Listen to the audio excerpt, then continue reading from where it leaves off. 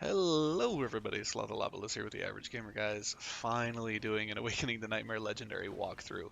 There's been a lot of things keeping me away from this game that I just haven't really focused on for a long time. I kind of went on to other things, but this game was really good to us, and we really appreciated it. It's a fantastic game, so decided to come back and just recently knocked out all of the achievements for this game after a long weekend. So I decided to go ahead and start doing these. I'm gonna try and get these out at a decent pace, but it's going to take a lot of editing and a lot of focus and technical mastery because things are going to need to be fast forwarded and cut out a lot. This is over a 60-minute mission from what I ran it, and it just took a lot of time, and it's going to take a lot of energy. And honestly, it's not the most fun mission in the world. It's kind of frustrating. It's super repetitive and kind of straightforward, but what you're going to see here, and why I'm showing you this portion at the beginning, is basically my build setup, and I'm starting to set up my base defense. This is actually a decent portion of the mission in. You take a initial mini base after defending your initial base and all that stuff. Didn't figure you needed to see that. It was pretty straightforward, pretty easy. Not much that you can really do. My advice for that is build up wraiths and build up engineers. And that's actually what you're going to see on my base here. I took out the raid camp instantly. I don't want infantry against the flood. That's just a really poor idea. So I took out the raid camp and I built a foundry, I built an apex, and I built a war council. Everything else is basically 2 supply, 2 energy, and I'm going to have those pumping. Now, it's going to take me a little while to get fully set up for all of this, but when I do, I'm actually going to show you here a screenshot of my army. So this is what I'm going to end up running throughout the entirety of the mission. This is basically going to be 2 armies that are set up, but this is every unit that I make. So 1 blister back set up back home, 8 total engineers, 7 wraiths, a chopper that I'd never built, but I got it from the very beginning and it just never died. That guy was a boss. 6 reavers, and 1 locust. So you're going to see how I have it set up.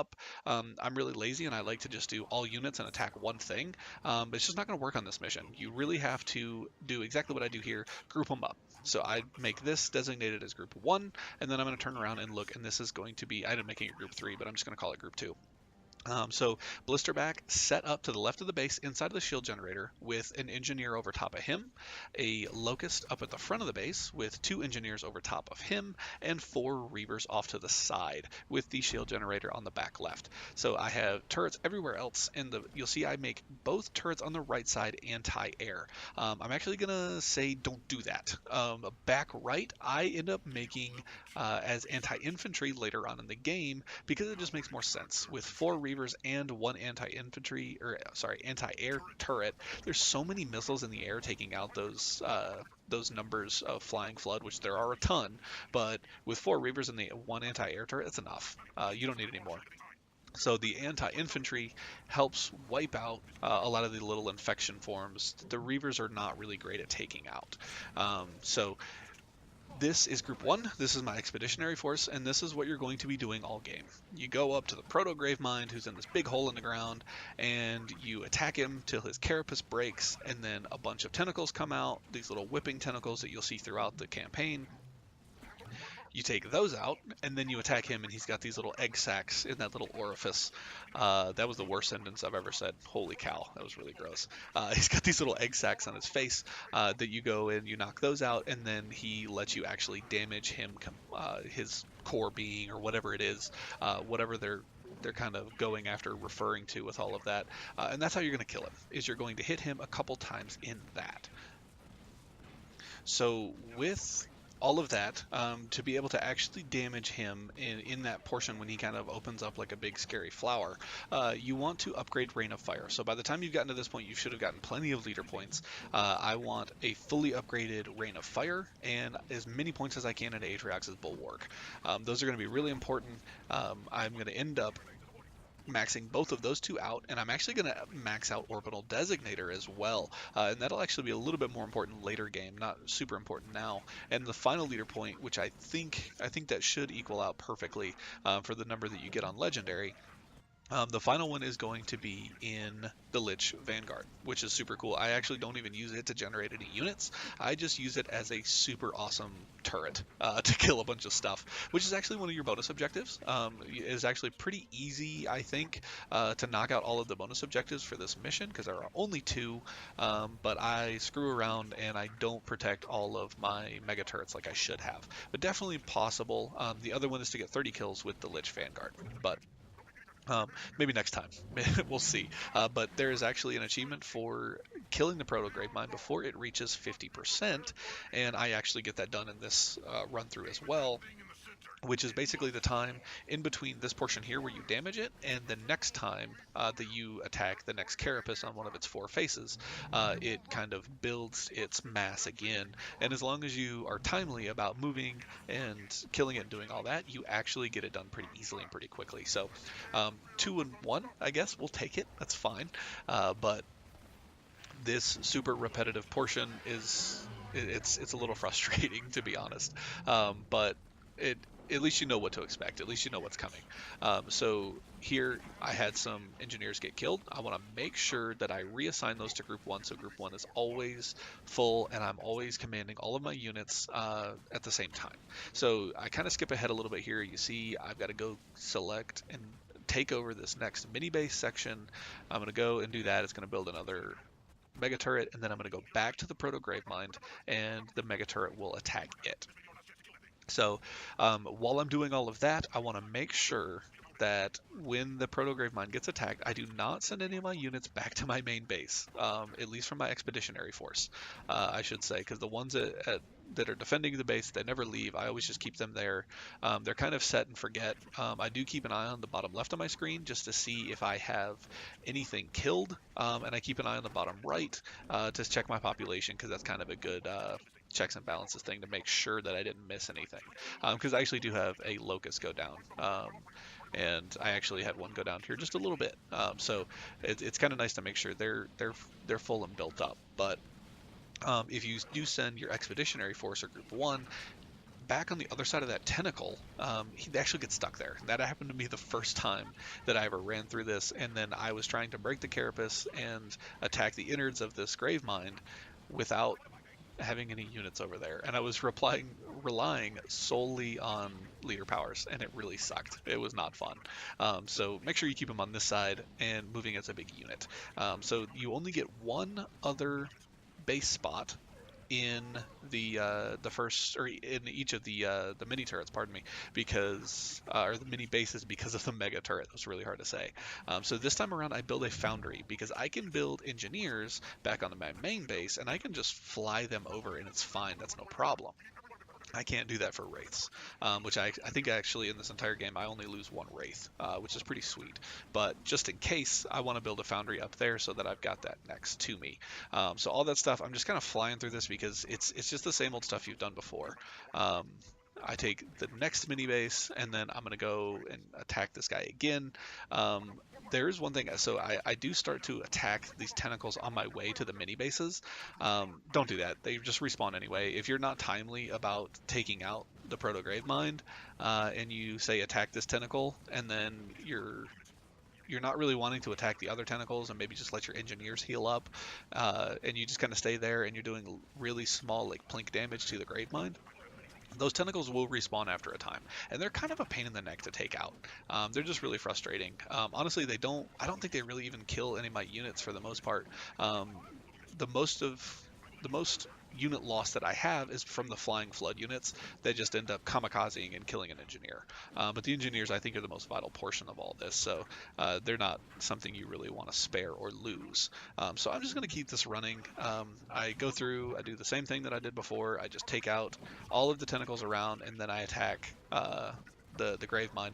Now, the one thing that I do start to try and definitely focus on is when I take down that carapace, I know that the tentacles are coming back up and the little whippy scary things. I know they're going to come back up, so what I try and do is kind of have my units moving away back towards my closest mini base so that I don't get attacked from like 4 different directions. It's a really bad idea, and that's just, they don't do a ton of damage, but if 4 of them hit one person, that person's going to die. and it's too hard to resupply this far out, even though we have the mini bases and stuff, and I can get another Wraith in really quickly, because obviously money is not an issue, resource or energy. It's just kind of a pain in the neck to get them put back with the group because you have to reassign them to the group and get all that stuff squared away. It's easier to just not lose the units. So it's nice to have your kind of your back to some open air or to a wall where you know you're not getting smacked, and then you can turn and attack the tentacles one by one. So each of these mini bases, I am putting 2 turrets. Everything should be fully upgraded because I completely maxed out my war council. Um, but I'm putting 2 turrets on there that should be fully upgraded, and I am making them anti-air because that's really the thing that you're going to see attack most often is just these big groups of air units. So I'm going to pop another Lich Vanguard. I feel like I don't use them enough because they're really solid, especially for taking out the tentacles. They're really great. You can kind of just put them in the centrally located spot in between all these tentacles and just watch them rip. So again, I don't focus on the mini bases. I end up losing a mega turret because of it, but in the long run, it's just not a big deal. It's just not something big to focus on. I don't really care about the gold medal at this point. Because you play this mission for so long, you just want to complete it. You just want to be done. You just want to have this playthrough done on Legendary. Um, so I make a little bit of a mistake here. I try to do a little bit of a tweaked process from what I was just talking about, where pulling away and being able to attack the tentacles as they spawn. I wanted to pull all my units back, hit the Proto-Gravemind with a rain of fire, and the carapace would break, the tentacles would spawn. I'm already in a really good defensible safe position, and I'm already smacking the tentacle. Um, Smacking the tentacle sounds really bad too. I don't. This is a weird episode, uh, but I actually missed the rain of fire. So not a bad idea because rain of fire comes back super fast, and resources is it's just not an issue. You especially if you're really protective of your army, like I think the really large engineer population really lends itself to. You just don't lose units that much, so you just have no major expenditures, and you're just building up a huge nest egg. So that's just it kind of works with it. So um, having the extra money and stuff is not a problem. Rain of Fire comes back fast, and it's all groovy. So I think this is one of the last ones I have here. Um, yeah, because I'm ready to pop down the Rain of Fire, but all of the sudden, oh no, our mega turrets aren't working anymore, Pavium. I feel like this DLC was really poorly written, to be 100% honest. So what we're going to need to do is we're going to need to get some extra firepower. In my first run through the game, this is actually where I let the Proto-Gravemind get to over 50%, just because I wasn't paying attention. I wasn't really ready for this extra little wrinkle because I kind of thought this was going to be over, to be honest. But I still make a mistake here. So I pull all my units away from the tentacles so they're not getting hit. This is where the orbital designator comes into play. With it being level 2, anything designated by it will take extra damage. I'm going to pop a Rain of Fire down on it, and then I'm actually going to pop a Lich Vanguard down as well. Now, with all of that, it's not going to be enough. So I should have started moving my army over that way, to that little Sentinel lock to begin with, but I didn't. So I lose a little bit of time, and I'll actually end up fast forwarding through this, but basically your army just has to go through this big parade of tentacles. As long as your guys keep moving, you're going to be okay. The vast majority of them are not even going to get hit because they're just moving fast, and the tentacles take a minute to kind of hit, and they show you where they're gonna land anyway. But just keep them moving. No sense in attacking all these tentacles. It's just a big waste of time. So come through, clear the lock, and you will be granted a Retriever Sentinel. So this is going to be what we're going to do, or this is the unit that we're going to use to finish this game out. And it's going to finally end mercifully, because this mission just drags on forever. If we were doing something different, if we were doing something new, the whole time, it would be a different story. But we're just not. We're doing the same thing over and over for an hour plus, and it's just sort of silly. So I'm going to spend the extra couple seconds here to make sure that I have everything grouped up into Group 1 and I'm ready to rock. Because that's really important for me to make sure that I'm commanding all of my units, because it's really stupid to have a gigantic army and you control 2/3 of them and the final third dies because you weren't paying attention and you weren't controlling that unit. So I make another crucial mistake here, and I already start laying down Rain of Fire. I popped it too early. The whole point of getting the Retriever Sentinel was to get that little shell to open up so you can damage him again. So I wasted that Orbital Designator and that Rain of Fire, completely useless, did 0 damage. So don't do that. Don't be stupid. Just wait. Bring the Retriever Sentinel in. His Y ability, his special ability, will cause the Gravemind to go ahead and open up. The Sentinel, pardon me, is fantastic at taking out a bunch of units, and I'm going to really rely on him to wipe out all of these tentacles for me. And while he's wiping out the tentacles, you saw I reached 50%, exactly 50%. So I cut it really, really close. Probably didn't have to be that close. I probably could have sped things up just a tiny little bit from getting from that Sentinel lock over to here. But once you get to that point, once you open up that last little shell, the Gravemind's just going to sit like this and wait for death. I'm going to use a combination of Orbital Designator and Rain of Fire to go ahead and, well, rain some fire down on him. The rest of everything that's going on, the tentacles that were out are already there. I did not see any respawn, but you see millions and millions of flood infection forms, and they are just everywhere, and they're super annoying.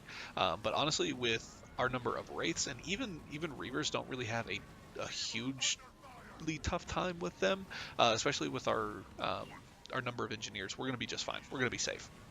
So I just keep reminding my team, hey guys, we're gonna hit this Gravemind. And eventually we get it done. We rocked it out. We finished it.